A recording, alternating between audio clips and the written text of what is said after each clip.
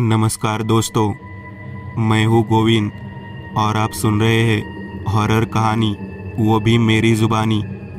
दोस्तों, आज फिर से एक नई कहानी आपके सामने हाजिर है।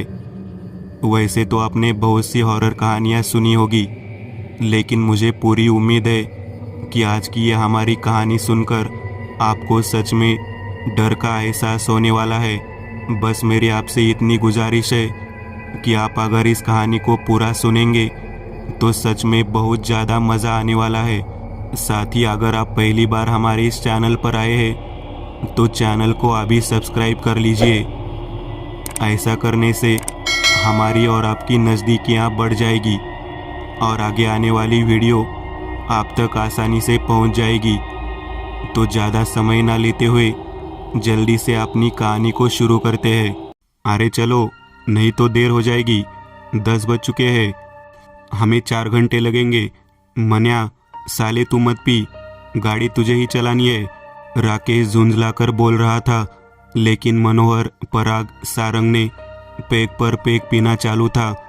उन्हें मानगांव के उस बार में आए हुए 2 घंटे हो गए थे। वे पांचों 2 दिन की यात्रा के लिए दिव्यागर गए थे, वहाँ खूब मौज मस्ती की और अब वापस पुणे आने वाले थे। शाम 5 बजे वे दिव्यागर से निकले और जब मानगांव चाय के लिए रुके तो 7 बज रहे होंगे। लेकिन सारंग को बियर चाहिए थी और फिर उसके साथ बाकी सभी लोग चाय की टपरी के बगल वाले बार में घुस गए। पहले एक बियर पीने के बाद एक और करके 3 बियर हो गई। लेकिन राकेश होश में था। वह सबसे कह रहा था कि कल सोमवार है और काम पर जाना है, लेकिन बाकी लोग सुनने को तैयार नहीं थे। आखिरकार उनकी सभा उठी, बिल चुकाया गया और सभी लोग बाहर आए। मनोहर एकमात्र ऐसा व्यक्ति था जो कार चला सकता था, इसलिए सभी के लिए उसका होश में रहना महत्वपूर्ण हो जाता है। सारंग ने मनोहर से पूछा, मन्या, क्या तू ठीक है? क्या तू कार चला पाएगा ना, या थोड़ी देर रुके? हाँ भाई, मैं ठीक हूँ, चिंता मत करो, बैठो। मनोहर लड़खड़ा रहा था। सब लोग कार में बैठ गए। मनोहर ने कार स्टार्ट की और वे चल पड़े। तो मनोहर अच्छी गाड़ी चला रहा था, लेकिन 2 दिन तक शराब पीने और समुद्र में खेलने के बाद वह बहुत थक गया था। लगभग आधा घंटा बीत गया और फिर तामिनी घाट शुरू हो गया। तामिनी घाट के बारे में कई कहानियां हैं। भूत प्रेत के शिकार की कहानियां भी थी, लेकिन कभी कभी लूटपाट भी होती थी। रात का समय था। उन्होंने तामिनी घाट पर चढ़ना शुरू किया था और रात के 11:30 बज रहे थे। लेकिन अब मनोहर की आंखें बंद होने लगी और एक मोड़ पर उसने कार से नियंत्रण खो दिया और कार सड़क छोड़कर थोड़ा नीचे चली गई। लेकिन मनोहर समय रहते संभल गया और जोर से ब्रेक लगाया और गाड़ी साइड में रोकी। मन्या, क्या कर रहा है? नींद में गाड़ी चला रहा है क्या? राकेश चिल्लाया। आप सभी लोग गाड़ी से उतर गए। जैसे ही हल्की सी बारिश होने लगी, हर तरफ अंधेरा था, बस चांद की धीमी रोशनी थी। पराग ने सारंग से कहा, मुझे नहीं लगता कि अब उसे ऐसी हालत में गाड़ी चलाने की इजाज़त दी जानी चाहिए। अरे हम में से कौन गाड़ी चला सकता है, और रात में यहाँ कहाँ रुकेंगे? सारंग ने कहा, तो क्या ऐसी स्थिति में गाड़ी चला के जान जोखिम में डाले क्या? मैं उसे कह रहा था लिमिट में पी, तुझे गाड़ी चलानी है। आप देख कहाँ फंस गए। एक तरफ घाटी और दूसरी तरफ पहाड़ी, जिसमें ये तामिनी घाट है। राकेश गुस्से में कह रहा था, यहाँ दिन में लोग डरते हैं, बारिश के दिन है और हर तरफ अंधेरा है। अरे देख, वहाँ रोशनी है। पराग ने सामने वाली पहाड़ी की तलहटी में एक खंडरनुमा घर की ओर इशारा किया। सारंग ने कहा, हाँ, वहाँ कोई दिख रहा है। मेरी बात सुनो, यही रुको, थोड़ी देर में उसकी उतर जाएगी, फिर निकलते हैं। राकेश ने कहा, क्या तू ठीक है? ठंड है, बारिश हो रही है, इस समय कार में बैठना जोखिम भरा है। चलो, वहाँ कोई होगा तो थोड़ा अच्छा लगेगा, और इसकी इतनी जल्दी नहीं उतरने वाली। पराग ने राकेश को समझाते हुए कहा, ठीक है चलो। राकेश तैयार हो गया। तभी मनोहर भी कार से बाहर आया। वह ठीक से चल नहीं पा रहा था लेकिन पराग और राकेश ने उसे सहारा दिया और उस सुनसान घर की ओर चल पड़े। सारंग मोबाइल टॉर्च लेकर आगे था। जैसे ही वे वीरान घर के पास पहुंचे, वहां कोई नहीं था, लेकिन आग बुझती हुई लग रही थी। किनारे पर किसी ने कुछ सूखी घास और छोटी सूखी लकड़ी बिछाई थी। इसे कहते हैं नसीब। आग, घास, सब कुछ यही रखा है, पराग ने खुशी से कहा। उसने बुझी हुई आग को फिर से प्रज्वलित किया और चारों उसके पास बैठ गए। उस ठंडे माहौल में आग की गर्माहट एक वरदान है। भाई, अपना खाना निकालो, पराग ने सारंग से कहा। सारंग ने अपनी जेब से गांजा पाउडर और सिगारेट का पैकेट निकाला। अरे क्या तुम भी यही शुरू हो गए? राकेश ने निराश होकर कहा।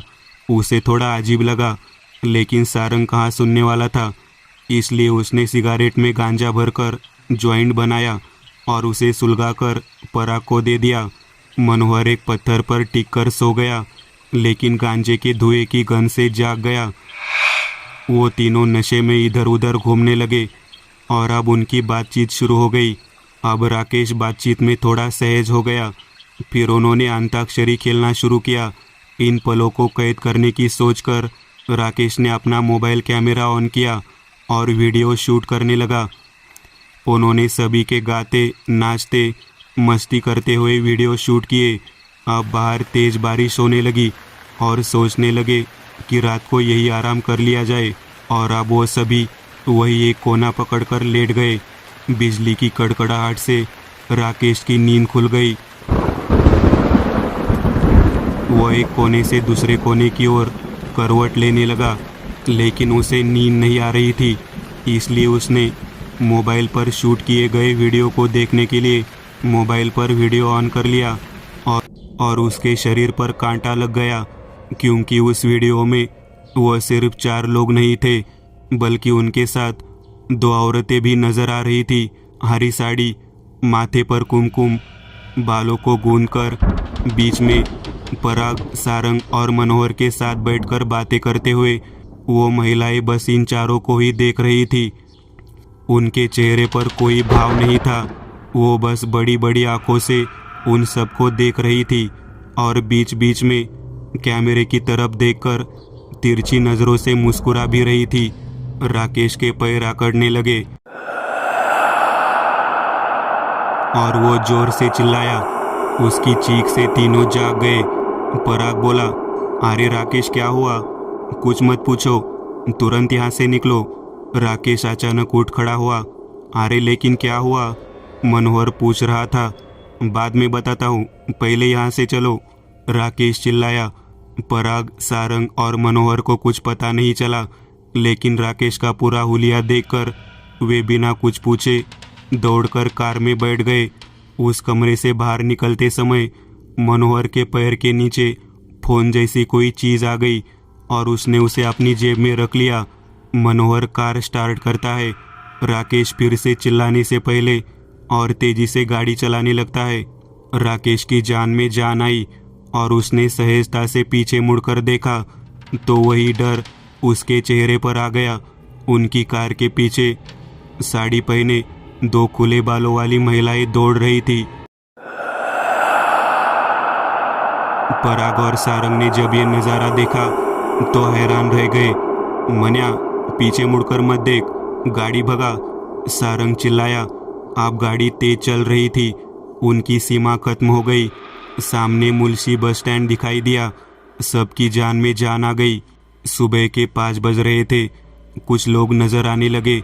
जो हुआ उससे हर कोई दंग रह गया। बस स्टैंड के पास गाड़ी रोककर सभी उतरे। गला सूख रहा था, इसलिए एक नए खुले होटल में गए, पानी पिया और चाय का ऑर्डर दिया। राकेश, धन्यवाद भाई, तेरी वजह से हम बच गए। मैंने नहीं सोचा था कि उस जगह पर कुछ ऐसा होगा, लेकिन तुझे कैसे पता चला कि वहाँ ऐसा कुछ है? क्योंकि जब तूने चिल्लाकर हमें जगाया तो वहाँ कोई नहीं था, मनोहर ने पूछा। रुकना, इसे देख। राकेश ने तीनों को शूट किया हुआ वीडियो क्लिप दिखाया। उसे देखकर सचमुच तीनों के पैरों तले जमीन खिसक गई। अरे भाई, तुरंत डिलीट कर, मोबाइल में ऐसा कुछ भी मत रखना, पराग ने कहा और खुद ही डिलीट कर दिया। तभी मनोहर को वहाँ से भागते समय मिले मोबाइल फ़ोन की याद आई। उसने उसे अपनी जेब से निकाला और चालू कर दिया। मोबाइल में वीडियो गैलरी खोली तो एक वीडियो क्लिप थी। वो वीडियो उसी वीरान घर का था। उस वीडियो में 2 लड़के और 2 लड़कियां आग के आसपास बातें करते दिख रहे थे। उनमें से एक वीडियो बना रहा था। तभी अचानक उस वीडियो में कहीं से वो दोनों औरतें अपने बाल खुले हुए वही बीच में बैठ गई और कुछ बड़बड़ाने लगी, जोर जोर से रोने लगी। वो वीडियो बेहद डरावना था, लेकिन उन लड़के लड़कियों को ये सब नज़र नहीं आया। तभी अचानक पीछे से एक आदमी आता है। वो काला कफन और गले में मानव हड्डियों का हार पहनकर प्रवेश करता है। उसके हाथ में एक बड़ी कुल्हाड़ी थी। जैसे ही वो आदमी वीडियो में आया, वीडियो बनाने वाला लड़का चिल्लाने लगा और उसने अपने दोस्तों से कहा कि वे अपनी जान बचाने के लिए उसका पीछा करें। और इतने में उसका मोबाइल गिर गया। बस उन सभी की चीखें। मनोहर ने तुरंत वीडियो बंद कर दिया। वहाँ मौजूद उस वेटर ने वीडियो देख लिया होगा। सर, क्या आप वहाँ से आए हो और वो भी जीवित? आपकी किस्मत अच्छी थी। वह जगह बहुत बेकार है। 10 साल पहले वहाँ 2 बहनें रहती थी जिन्हें उनके पतियों ने त्याग दिया था। एक दिन वहाँ से गुजर रहे कुछ युवकों की उन पर बुरी नज़र पड़ी और उन्होंने मौके का फ़ायदा उठाकर उनकी इज्जत लूटी और दोनों की हत्या कर दी। कुछ दिनों बाद वहाँ आसपास के लोगों ने उन दोनों को घूमते हुए देखा। कुछ दिनों के बाद घर सूना हो गया और वहाँ एक मांत्रिक आकर बैठ गया। आसपास कहा जाता है उसने उन दोनों की आत्माओं को गुलाम बना लिया है और जब भी अमावस आती है तो वहाँ एक इंसान की बलि दी जाती है। यह सब सुनकर चारों को एहसास हुआ कि मौत उनके कितने करीब थी। उन्होंने फैसला किया कि अब कभी यहाँ से नहीं आएंगे। जैसे ही मनोहर बाहर आया, उसने अपना मोबाइल सामने बह रही नदी में फेंक दिया। चारों भी घर आ गए। राकेश आज छुट्टी लेकर घर पर सो गया। उसके माँ और पापा दोनों भी जॉब करते थे, इसलिए वो काम पर चले गए। रात का हाल और थकावट के कारण राकेश को नींद आ गई। 2 घंटे बाद किसी की बुदबुदाने की आवाज़ से उसकी नींद खुल गई। उसने सहजता से आंखें खोली और उसका कलेजा मुंह में आ गया। वही 2 औरतें उसके सिरहाने बैठे करा रही थी और रो रही थी। राकेश पसीने पसीने होकर उठा और इधर उधर देखा। घर में कोई नहीं था। थैंक गॉड कि यह एक सपना था। राकेश ने राहत की सांस ली। शाम 4 बजे वह रसोई में जाकर चाय बनाने लगा। वह चाय का कप लेकर बाहर आया और मोबाइल हाथ में ले लिया। मेमोरी फुल की नोटिफिकेशन आती है। मेमोरी कैसे फुल हो गई? मैंने 4 दिन पहले नया मेमोरी कार्ड डाला था। उसने मोबाइल के वीडियो फोल्डर में देखना शुरू किया तो वहाँ 66 नए वीडियो जुड़े हुए थे। उसने इसका एक वीडियो चालू किया और वो आश्चर्यचकित रह गया। उस भयावह घटना की वीडियो क्लिप जो उसने डिलीट कर दी थी वापस उसके मोबाइल फ़ोन पर आ गई और उसे 65 बार कॉपी किया गया। ये कैसे संभव है? मैंने तो इसे डिलीट कर दिया था। इतनी सारी कॉपी कैसे बन गई? उसने फिर उन क्लिप्स को एक एक करके डिलीट करना शुरू कर दिया, लेकिन जितनी बार उसने उन क्लिप्स को डिलीट किया उतनी ही देर में वो क्लिप्स फिर से मोबाइल में स्टोर हो गई और ऐसे ही उसका मोबाइल हैंग हो गया। उसने मोबाइल की बैटरी निकाल दी और मेमोरी कार्ड निकाल कर तोड़ दिया और मोबाइल दोबारा चालू कर दिया। लेकिन इस बार मोबाइल ऑन करते ही राकेश डर से कांपने लगा, क्योंकि उसके मोबाइल के स्क्रीन सेवर पर उन्हीं दोनों महिलाओं की तस्वीरें आ रही थी। उसने अपना मोबाइल बंद कर दिया और अपने घर के लैंडलाइन से मनोहर को फ़ोन किया। फ़ोन मनोहर के भाई ने उठाया। हेलो, मैं राकेश बोल रहा हूँ। क्या ये मनोहर है? राकेश ने पूछा। अरे राकेश, मनोहर को क्या हो गया? जब से तुम यात्रा से वापस आए हो अजीब व्यवहार कर रहा है। अकेले में बात कर रहा है, खुद को कमरे में बंद कर रहा है और बीच बीच में चिल्ला रहा है। मनोहर का भाई कह रहा था। मैं वहाँ आता हूँ, राकेश ने कहा। राकेश ने बिना एक पल भी सोचे तुरंत अपनी बाइक लेकर निकला। मनोहर उसके घर के पास ही रहता था। 10 मिनट में पहुंच गया। दादा कहाँ है मनोहर? राकेश ने पूछा। उसके भाई ने रोते हुए कहा, देखो कैसा कर रहा है। तो मनोहर के भाई ने राकेश को अंदर वाले कमरे की खिड़की से देखने को कहा। राकेश के सिर पर चींटियां लग गई। मनोहर अपने माथे पर मुट्ठी भर कुमकुम रगड़ा था और वह मन ही मन मुस्कुरा रहा था, किसी से बात कर रहा था। तभी उसकी नज़र खिड़की से झांक रहे राकेश पर पड़ी और वह चिल्लाता हुआ खिड़की की ओर भागा। राकेश डर कर पीछे हट गया। मनोहर चिल्लाया और राकेश की गर्दन काटने की कोशिश की। राकेश और मनोहर का भाई रमेश बाहर आए। अरे मन्या को ये क्या हुआ और कहाँ गए थे तुम लोग? वहाँ कुछ हुआ था क्या? रमेश पूछने लगा। राकेश ने रमेश को सब कुछ बता दिया। जैसे ही बातचीत खत्म हुई, मनोहर की माँ चिल्लाती हुई बाहर आ गई।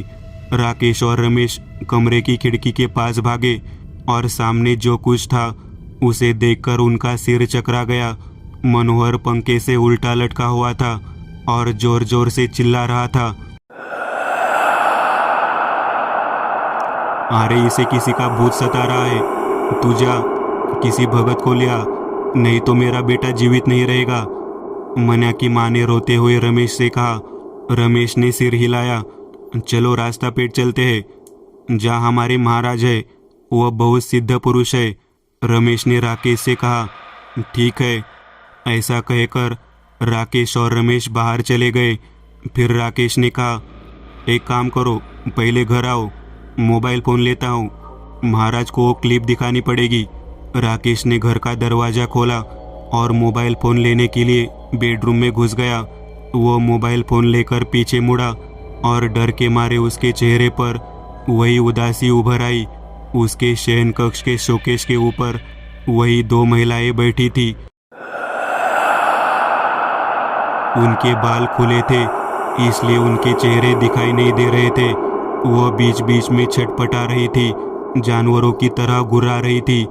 वह चिल्लाता हुआ बाहर आया, रमेश जल्दी चल, जल्दी उस महाराज के पास जाना चाहिए, इससे पहले कि सब कुछ हाथ से निकल जाए। राकेश पीछे बैठा था और भगवान का नाम ले रहा था। रमेश गाड़ी चला रहा था। वे महाराज के पास पहुँचे, लेकिन दुर्भाग्य से महाराज गांव से बाहर गए थे। उनका एक शिष्य वहाँ था। उसने महाराज को फ़ोन किया और फ़ोन रमेश को दे दिया। रमेश उनका अच्छा परिचित था। रमेश ने महाराज को मामले की जानकारी दी। रमेश, कुल मिलाकर स्थिति बहुत खराब है। मैं कल सुबह पुणे पहुंचूंगा, फिर देखेंगे कि क्या करना है। अभी तो तुम मनोहर को कमरे में बंद कर दो, चाहे कुछ भी हो जाए, दरवाज़ा मत खोलना। और सबसे महत्वपूर्ण बात, उस क्लिप को उस मोबाइल में कोई न देखे। मोबाइल को पास ही रखो, लेकिन फेंको मत, क्योंकि जो कुछ भी हुआ वह उस वीडियो क्लिप और मोबाइल की वजह से हुआ है। महाराज ने कहा। ठीक है, रमेश ने कहा और फ़ोन रख दिया। कुल मिलाकर 24 घंटे बहुत कठिन लग रहे थे। तभी राकेश का फ़ोन बजा। सामने से सारंग की माँ रो रही थी और बात कर रही थी। अरे राकेश बेटा, क्या सारंग तुम्हारे साथ है? नहीं आंटी। क्यों, क्या हुआ? राकेश ने पूछा। अरे जब से तुम यात्रा से आए हो तब से अजीब व्यवहार कर रहा है। वो सोने के बाद मैं बाहर गई थी, अंदर आकर देखा, लेकिन वो वहाँ नहीं था। उसकी माँ ने कहा, आंटी चिंता मत करो, मैं उसे ढूंढूंगा। राकेश ने आश्वस्त करते हुए कहा। रमेश को एहसास हुआ कि क्या हुआ। राकेश ने सोचते हुए कहा, कहाँ चला गया होगा? वो वही गया है। क्या मैं बता सकता हूँ? वो वही गया है जहाँ ये सब हुआ। रमेश ने अनुमान लगाया। राकेश ने पराग को फ़ोन किया। पराग, कहाँ है तू? क्या तू ठीक है? वहाँ मन्या को चपेट में ले लिया है, वो पागलों की तरह हरकत कर रहा है और सारंग घर से गायब है। राकेश ने कहा, मैं ठीक हूँ, लेकिन पराग ने बीच में ही बात बंद कर दी। लेकिन क्या? राकेश ने पूछा। लेकिन ये दोनों सही नहीं है। मेरी गर्दन पर बैठकर यही कह रही है, हमारे साथ आओ, हमारे साथ आओ। कान में कुछ फुसफुसा रही है। मेरे शरीर की सारी ताकत खत्म हो गई है। पराग लापरवाही से बोला। यही शब्द सुनकर राकेश घुटनों के बल बैठ गया। अरे नहीं, पराग भी। राकेश को कुछ पता नहीं चला, लेकिन फिर भी मैं आप भी नॉर्मल कैसे हूँ? राकेश ने खुद से पूछा। आप बताओ क्या करना है? रमेश ने कहा, पहले सारंग को ढूंढते हैं और उसे घर पर छोड़ देते हैं।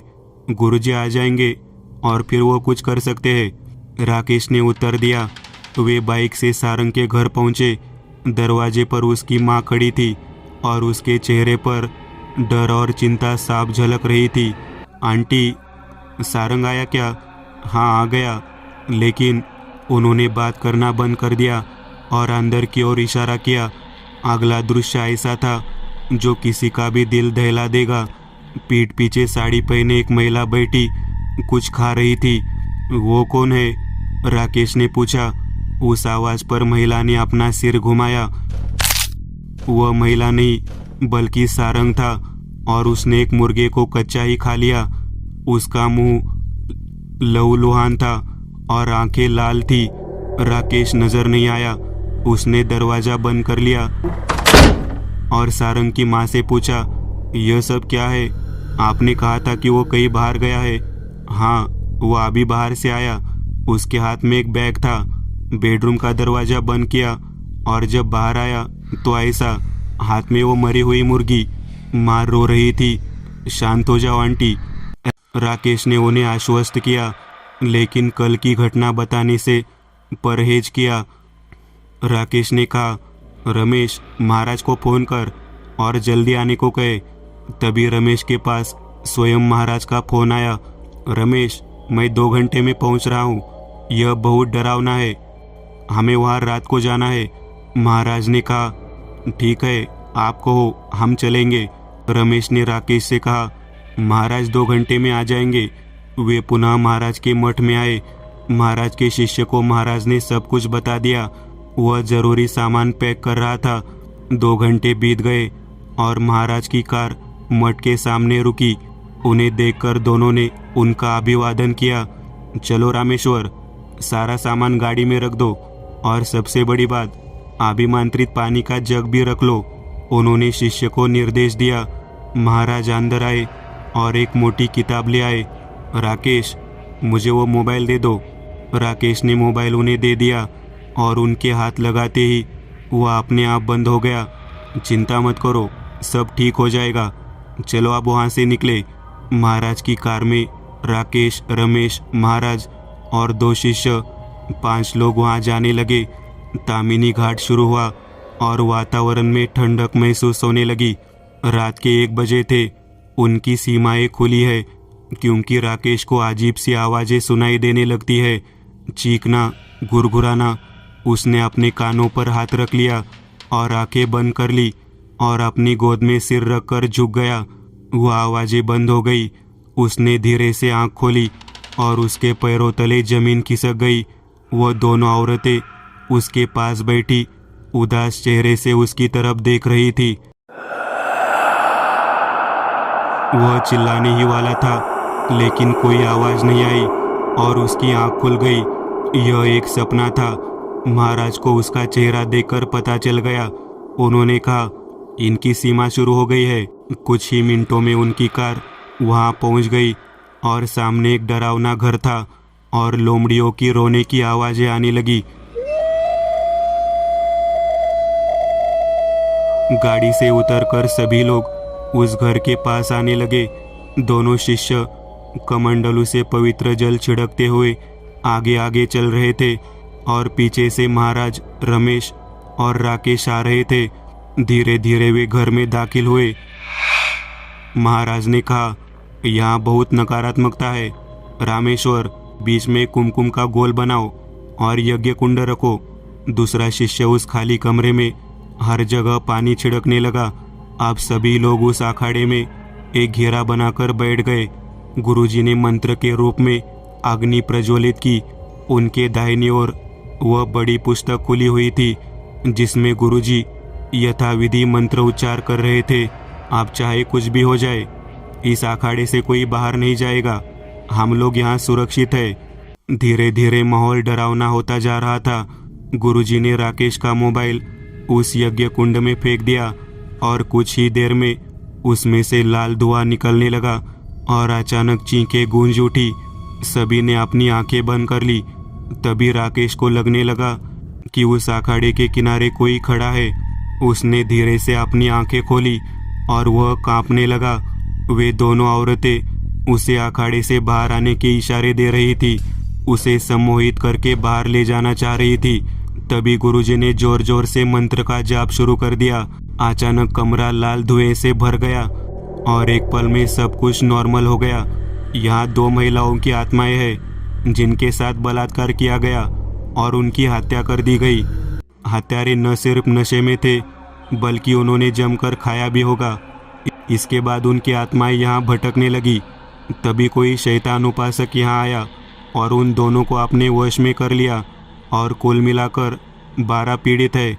वे 12 आत्माएं अभी भी यहाँ है लेकिन हमें कोई नुकसान नहीं पहुँचा रही है। उस दिन आपके चारों में से अन्य 3 पर पूरी तरह से हमला किया गया क्योंकि अन्य 3 को बुरी तरह से निगल लिया गया था। राकेश, चूंकि तुम लालची नहीं थे इसलिए वे तुम्हें ज़्यादा परेशान नहीं कर सके। जिसने भी उनका वीडियो देखा या जो भी देखेगा वो उस आदमी को अपनी चपेट में ले लेती है। इसी बीच गुरुजी को पीड़ा होने लगी। उनके चेहरे और हाथों पर सुई चुभने के घाव हो गए और खून निकलने लगा, लेकिन उनके बगल में बैठे शिष्य ने उनके शरीर पर पवित्र जल छिड़का और एक पल में घाव गायब हो गया। अब गुरुजी जोर जोर से उस किताब के मंत्रों का जाप करने लगे। उसी समय किसी ने दूसरी भाषा में मंत्र पढ़ना शुरू कर दिया और उनमें प्रतिस्पर्धा हो गई। धीरे धीरे दूसरी आवाज़ तेज होती गई और अचानक एक आदमी घर के अंदर से चिल्लाता हुआ भागता हुआ दिखाई दिया। उसके पूरे शरीर में आग लग गई थी। वह वही मांत्रिक था। कुछ ही पलों में जलकर मर गया।